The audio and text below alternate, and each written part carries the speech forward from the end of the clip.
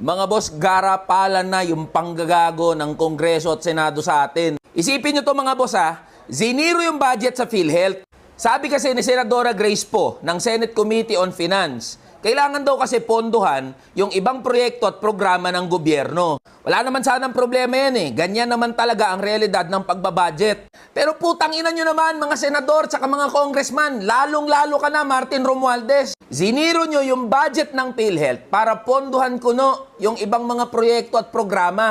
Tapos mababalitaan namin, nilagay nyo, binalik nyo yung 26 billion pesos na pondo ng AKAP. E alam naman naming lahat na gagamitin nyo yung ayuda para sa Kaposang Kita program para sa 2025 elections. Sige nga, sino ang may access at sino ang may say sa pamimigay ng AKAP program? Di ba mga congressman? Di ba mga senador? Kaya nga 21 billion yung nilagay nyo sa Kongreso, tapos 5 billion sa Senado.